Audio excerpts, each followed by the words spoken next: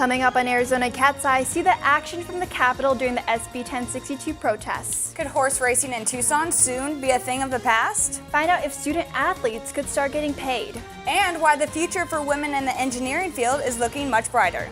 All this and more.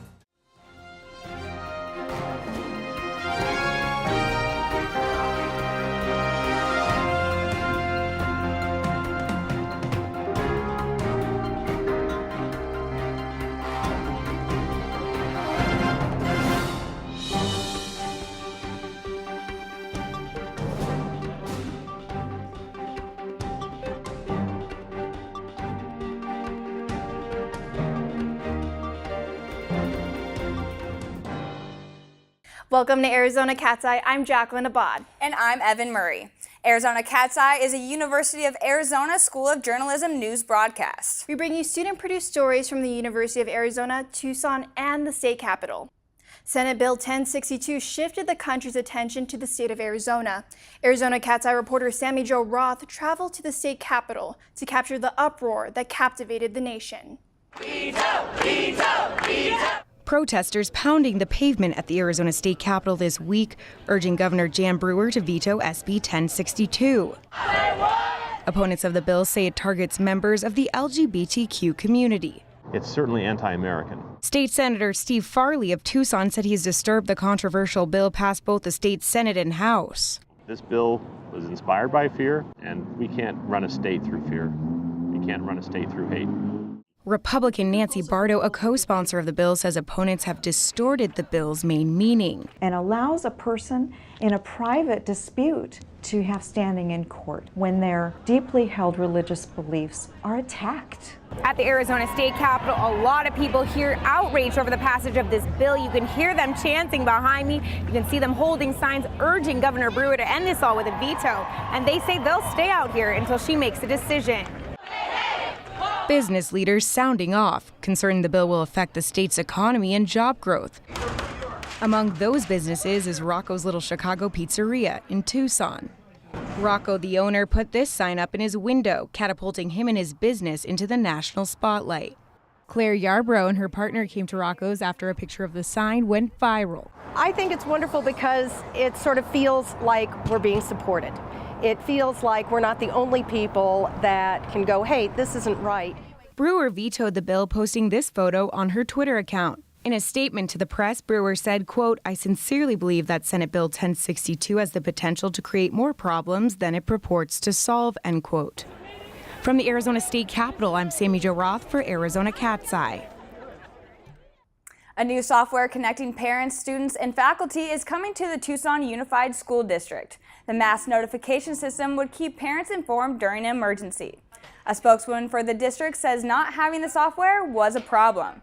TUSD is putting together information from parents to launch the system soon. The district says the ParentLink system will help connect 50,000 students and their families. When you're on the UA Mall, it's hard not to notice Old Main in its current condition. While the construction's good and we want to preserve it, I really think we need to hurry and get it done though, because we're without it right now. The iconic symbol of the U of A is undergoing a complete makeover. The building will have the veranda, foundation, ceilings, and floors completely restored. The UA Foundation is reaching out to UA alum hoping to raise $13.5 million. By making a gift to this project, you're really investing in the strength and reputation of the University of Arizona. You're making an investment in the future of the university. And Old Main is going to be a very popular place on campus when this project is done. The UA Foundation has raised about $2.5 million in gifts and donations. The project is on track and is expected to be completed by August 15th. A new course offered at the U of A is exploring poverty in Tucson. The class named Poverty in American Cities is the work of the City of Tucson and the U of A. Students will spend the semester interviewing about 250 Tucson area families. It's always nice to be reminded that what are the important things in life, and that no matter how stressful sometimes in our little bubble we get at the U of A, there are bigger, more substantial things going on in the world. At the end of the course, the students will write a final report with recommendations. The city of Tucson is struggling to find money, and bus riders might have to pay the price. Our reporter Zarina Nafarate is here with the story. Thanks, Jacqueline. This story is getting a lot of attention. The city wants to raise the cost to ride the bus. The rate will jump 25 cents per fare, and the low-income fare would be raised 15 cents. A monthly pass would almost double. Buses are an essential mode of transportation for many Tucsonans. In 2013 alone, SunTrend completed more than 20 million passenger trips. But with a $33 million budget deficit, the City Council voted to raise bus fares. To raise the rates is shooting the bus system, shooting yourself in the foot. Brian Flagg is a founder of the Tucson Bus Riders Union, and he is against what he says is an attack on Tucson bus riders. However, these increases won't happen just yet. Deputy Director of Transportation, Carlos De Leon, says the plan must first go through a screening process to see if it meets federal guidelines. We're at the beginning of the process and no decisions have been made. And although the talk of raising fare prices has only begun, groups have already shown up outside of City Hall to protest against these increases. You just can't take that away from us. We need our buses and we need our fares low. Guillermo Chavarin says the bus is the only way he can move around town. He says people like him are barely making ends meet, and keeping bus fares low really does make a difference. Flagg says that when voting time comes, City Council members need to think about who they will be hurting. They need to walk a mile in the people on the bus. They need to walk a mile in their shoes, or ride a few miles on the bus in their shoes. For Arizona Cat's Eye, I'm Zarina Nafarate. A new way to get around town is raising some questions. Soon, drivers and cyclists need to share the road with the modern streetcar, otherwise known as Sunlink. Since the start of the testing phase, Sunlink engineers have noticed cars driving dangerously around the streetcar. It's difficult for everybody to understand that there's a new vehicle in town that's sharing the road with you. So there's a lot that has to go into that. And public outreach is the biggest piece. The Sunlink streetcar was designed to move with traffic rather than having its own lane. The Sunlink team says drivers should treat the streetcar like any other vehicle on the road. Sunlink says don't drive around it. There could be fines in the future. The streetcar is set to open by July. You can never be too safe when making sure your home is secure.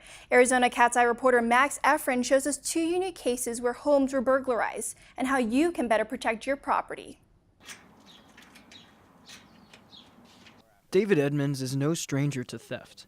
I've had 3 bikes stolen, and this is the second place that I've been broken into. This last holiday season, Edmonds' home was burglarized. Multiple TVs, game consoles, iPads, and even a microwave, all stolen. So none of it was insured, so we lost, like you said, thousands of dollars worth of stuff in total. The burglar got in through this window, which Edmonds found open when he got back from his trip. So this screen was popped out, and this window behind it was ajar. Even if you're going to be gone for a short period of time, lock your doors, lock your windows. You know, sometimes these crimes are crimes of opportunities. But that wasn't the end of it. The day after he returned, what he suspects was the same robber came back for more. I heard the front door open. Edmonds went to go see what it was and saw a man wearing a hoodie and face mask standing in his front room. And as soon as I encountered him, I yelled at him and told him to get out of my house. And he immediately turned around, went out the front door, and booked it west down 6th Street. This is Riley Brennan. He was a victim of theft as well 2 years ago when his TV was stolen. About 18 months later, though, the thief got caught trying to pawn the TV, and Brennan got it back. I had given up hope. I think I after about 2 or 3 weeks after it had been stolen, I just thought it was gone, you know? And then totally out of the blue, 1.5 years later, I was able to get it back. Police say the best thing you can do to protect yourself is to make your home look lived in at all times and to install a security system. For Arizona Cat's Eye, I'm Max Efren. Pedestrian deaths are at an all-time high in Tucson. Last year alone, 19 people died compared to the 6 the previous year. Living Streets Alliance, an advocacy group, says both the driver and the pedestrian could easily be blamed, while first responders say changes to city lighting and road conditions could help. But that can't happen until the county-wide bond election next year. One of those bond projects is the Loop, 100 miles of paths around Metro Tucson with links to Marana, Oro Valley, and South Tucson. Arizona Cat's Eye reporter Andrea Conviglia shows us how the county's loop is keeping cyclists and pedestrians connected. With more than 100 miles of motor-free paths completed, the loop is an alternative to driving and a popular connection to outdoor activities. Think of the loop as the spoke, the hub of a tire. And then the loop kind of becomes the freeway system because it's the safest, it's higher speed. Many cyclists prefer riding on the loop instead of the roads. The greatest attribute for us is the fact that it has significant length to it, and you don't have to get out in traffic. Road closures are common along the loop. Construction workers are working on everything from filling in cracks to installing new guardrails. The way it's set up, the way it's maintained, I really appreciate seeing the guys out here working on it, knowing my tax dollars are doing something useful and something that I can really appreciate. The county has taken over maintenance from the city to fix old segments. We're trying to connect the loop to as many things as we can and just get people out, because one of the benefits of the loop is the benefit to community health. It's an easy way to get exercise. High traffic areas are first on the list, but larger projects like bridges and underpasses can't start without more money from bond funding. What they appear to be doing is widening the trail, which will be helpful. But during the process of doing it, it's kind of a pain in the neck. If the bond committee supports the $20 million loop project in April, cyclists might be riding the entire loop without interruption before the end of 2015. For Arizona Cat's Eye, I'm Andrea Caviglia. Coming up on Arizona Cat's Eye, an ongoing battle between horse racing community and the county continues.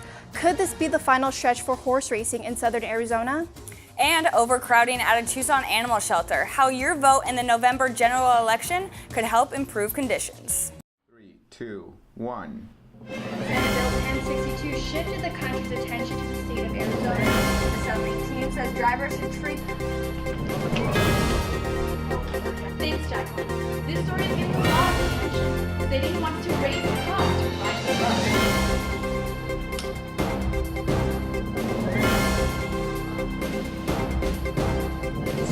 Must be between the ages of 18 and 26.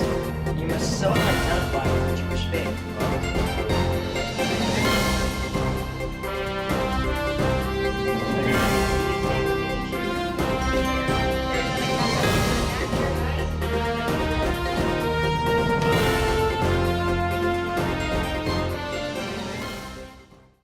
Horses are racing again for what could be the last season at Rillito Park Racetrack. Arizona Cat's Eye reporter Andrea Caviglia takes us out to the track. The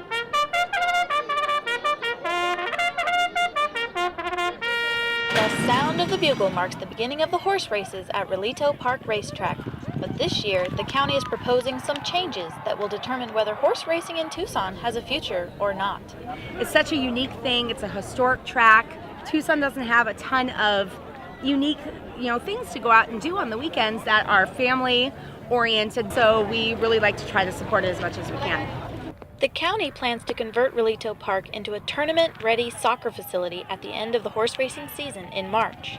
Alejandro Osuna has been racing and training at Rillito Downs for over 30 years. I got my license here in Rillito back in 1978. I rode my first race here. It's always been a part of my life. The horses, my family. I showed these two boys, Andres and Jesus Osuna, to follow the tradition of their father. Rillito Downs is considered to be the birthplace of quarter horse racing and the place where the photo finish was created.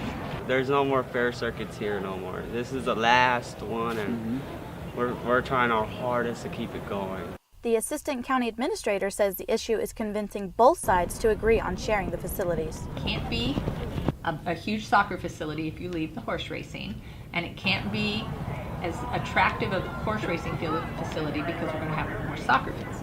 It can be done. For now, the county doesn't have a proposal to move horse racing to another facility in the upcoming bond election. This hometown track, we don't want to have to travel to Denver or New Mexico. We want to stay here and we love it here. Keep it going. For Arizona Cat's Eye, I'm Andrea Caviglia.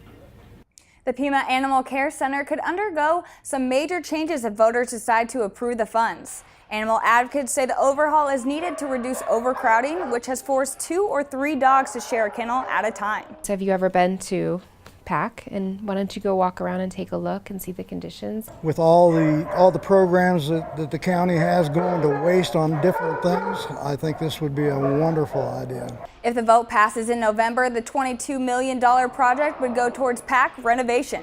This would cost every homeowner in Pima County an extra $4 a year. For almost 90 years, professional rodeo athletes have come to Tucson every February for Tucson Rodeo, La Fiesta de los Vaqueros. Arizona Cat's Eye reporter Caroline Scott takes a closer look at these competitors. The Tucson Rodeo has been a long-standing tradition in the old Pueblo. But what few people know is how much money it takes to be a professional rodeo athlete. They have to keep physically fit and practice their sport while traveling thousands of miles every week. Going up and down the rodeos, has its expenses quite a bit actually. I look at it, I'm around close to $50,000 to $60,000 a year just in expenses, and that's if I eat top ramen every day. The cost to be a professional rodeo athlete is high, but it all becomes worth it when they come to high money rodeos like the one held here in Tucson, Arizona. We add about $140,000 to the pot, so about $20,000 per event, which is pretty significant. It's one of the reasons why the Cowboys like to come here. But the Cowboys and Cowgirls aren't guaranteed a piece of the pie. In fact, at Tucson Rodeo, the most one contestant could win is about $10,000. Coming to these rodeos, it's important to do the best you can just to try to win money to help pay the bills. It's not like any other sport. You don't get paid when you show up. You have to earn what you win. The average salary for a professional football player is about $1 million, while a cowboy hopes to make $1 million in lifetime gross earnings. And the retirement plan for a cowboy is simply to get a new job. So the real reason they keep going to rodeos? Well, I think one thing that rodeo has and why everyone does it, the money's not great and it's expensive to go, but it's a lifestyle. People, they love their horses, they love the cattle, they love the people. It's such a way of life. Other than the money, I do it for the love of the game. For Arizona Cat's Eye, I'm Caroline Scott. Student athletes are not paid beyond scholarship, but a lawsuit could change that. I talked to the U of A athletic director and one of the athletes involved in the case. Student athletes pretty much work a full-time job playing their sport. Practice, games, study hall, you name it. Is a scholarship enough compensation to celebrate?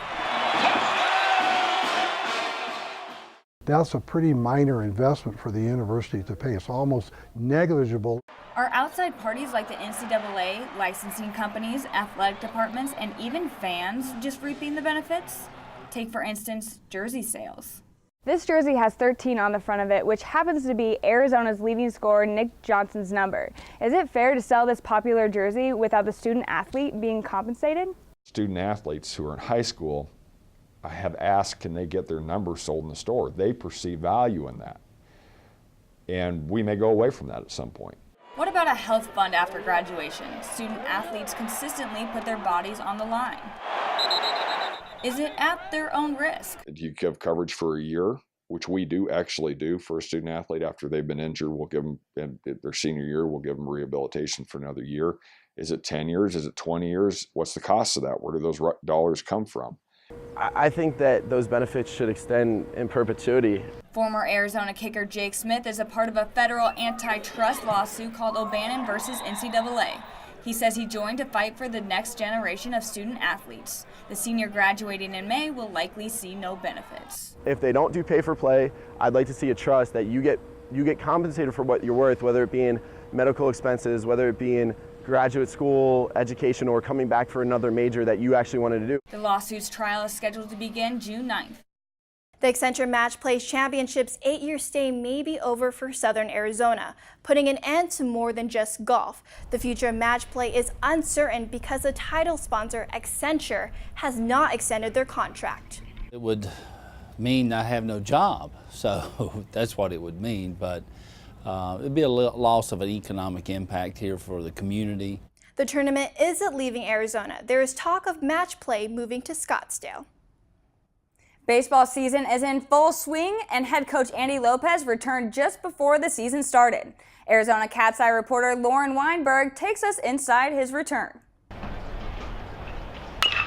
For the Wildcat baseball team, it's more than just the game that returns this season. Also returning, the head coach. No, $20 million if you hit that start. Coach Andy Lopez took a 3-month hiatus after undergoing open heart surgery. 4 arteries, one at 90%. The main left artery was at 90% blockage, and a couple others were blocked, so they basically said we've got to go in there and get it done pretty quickly. For the first time in his 13 seasons at the University of Arizona, Coach Lopez was forced to miss the fall season of baseball due to a quadruple bypass heart surgery. He stepped on the field for the first time just this past month. Junior pitcher Matthew Troop understands the importance of having Coach Lopez present for the season.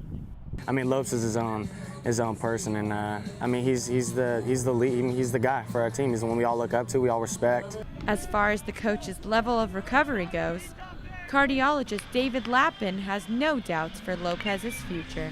For Andy, I mean, he's done unbelievable. He's come in here and he's worked, and he's strong and he's fit, and all his risk factors controlled, and his outlook is really good.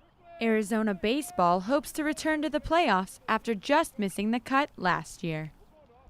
For Arizona Cat's Eye, I'm Lauren Weinberg. A free trip to Israel, flight, lodging, and transportation for 10 days. But are people taking advantage? The toys your kids are playing with now could influence their future career. All this and more when Arizona Cat's Eye returns. AP Style. El Independiente is a magazine serving South Tucson and the only bilingual periodical in the country that is produced by students.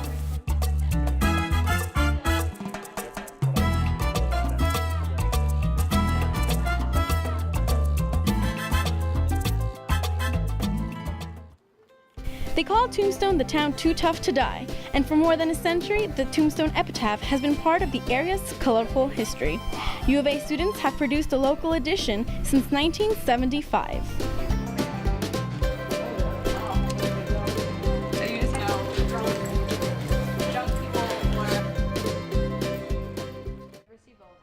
Arizona Cat's Eye is the University of Arizona School of Journalism news broadcast. We bring you student-produced stories from the university, Tucson, and Southern Arizona. Testing 1, 2, 3. On Arizona Cat's Eye. 5, 4, 3. Welcome to Arizona Cat's Eye. I'm Max Efron. And I'm Christy Smith.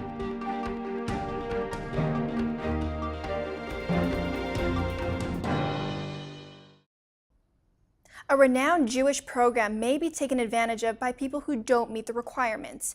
Arizona Cat's Eye reporter Max Efron experienced the program firsthand. Max? Thanks, Jacqueline. Are you eligible? To be considered for a spot on any Birthright Israel trip, you must meet all of the following requirements. You must be between the ages of 18 and 26. You must have at least one parent who is Jewish, and you must self-identify with the Jewish faith. I had the opportunity to attend one of these trips this last winter break.